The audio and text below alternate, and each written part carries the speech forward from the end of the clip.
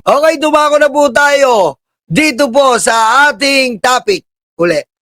Dahil sa usay at tiwala sa pamumuno ni PBBM, Samsung nag-i-invest ng 50.7 billion sa Pilipinas.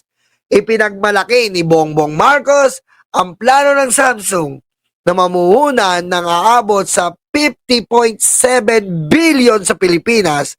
Ayon sa Pangulo, inaasahan na makakilika ito ng 3,000 bagong trabaho para sa Pilipino.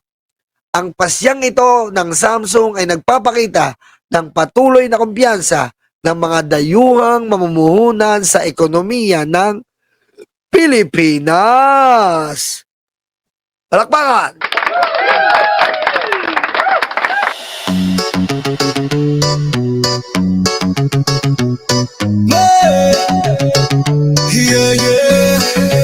Bakit kayo mag-i-invest, Samsung?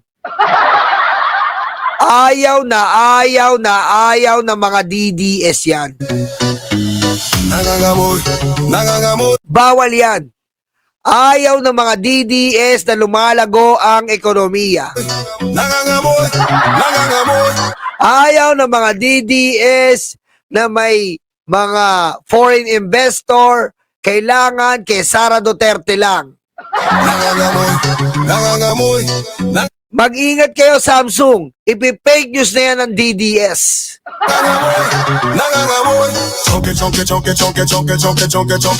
Sasabihin ng mga DDS, ano?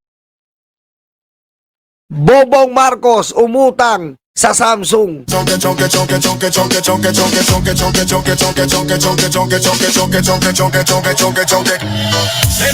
Ganong kawalang yayan. Di ba? Kasi nga, wala silang utak. Kahit ano pong ibato mo dyan, nakaganon lang yan. Tay digong.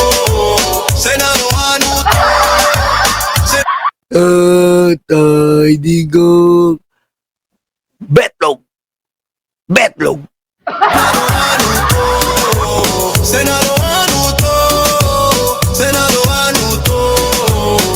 Pero in fairness, napakaganda po nito.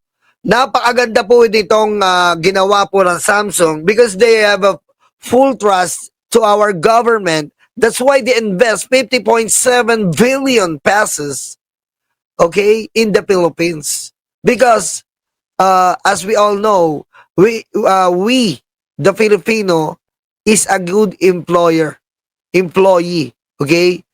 Many of our foreign investors trust the Filipino a lot because we are born hardworking, okay? Hardworking Filipino people and trustworthy Filipino people. That's why many investors are here in our country.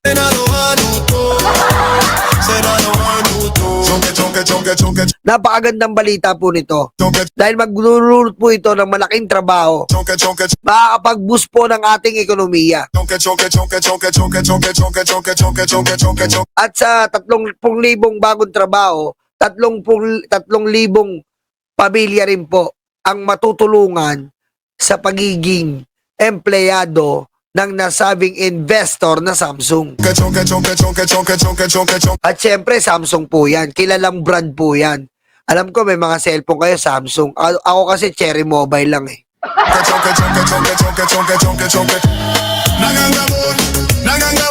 Diba? Ayan po ang isa sa mga leading brand ng cellphone, TV, speaker.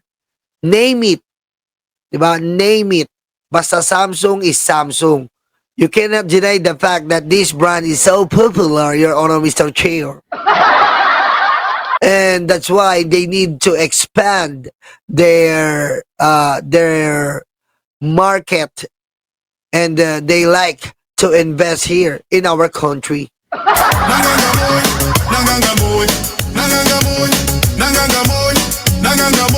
We would like to thank our president for your hard work and really sacrifices in order to gain more and more foreign investor to invest in our country. That's the job of our president. Because our president is really amazing and only thinks the better benefit of our countrymen.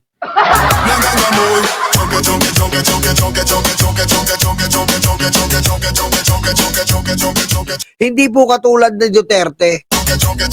Ang benepisyo po ni Duterte ay pansarili nilang mga sandikato. Saan ka po makakita? Kung maalala nyo lang po, 30,000 na ating mga kababayan ang namatay. Pinakamababa po dyan ay 3 years old, 5 years old, 9 years old, si Kian. Yan po ang mga namatay. Plus 30,000 po. Wala pa po tayo dito sa pandemya na habang ninanakaw nila, nagkasisimatayan po ang ating mga kamag-anak. At bukod pa doon, iniiputan pa tayo sa ulo ng tae. Tayo na lang po ang naka-face shield. Yung pala para kumita ang mga hayop na sindikatong kaibigan niya.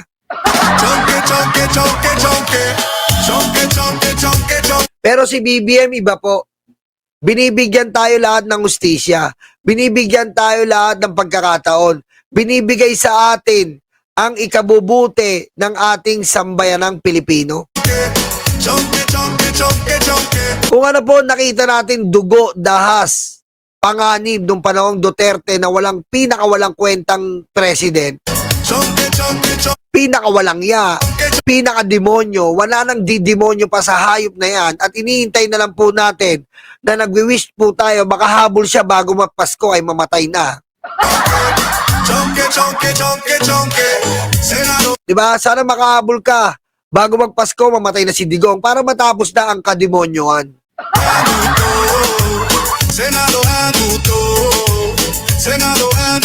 Para wala na mga fake news, mga ganyan-ganyan.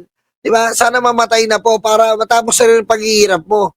Ha? Mahina na rin yung finger mo, hindi na yung makakalusot.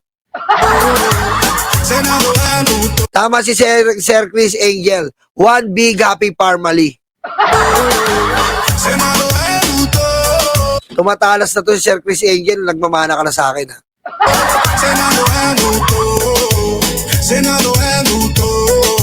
Diba? Ganyan naman po talaga eh.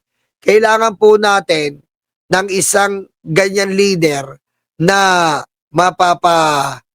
mapapaunlad ang ating bansa. Madagdag ko lang po ito ha. Madagdag ko lang po. Ha? Idadagdag ko lang po ito. Para lang po sa mga tanga na hindi makaintindi. Okay? Alright? Okay.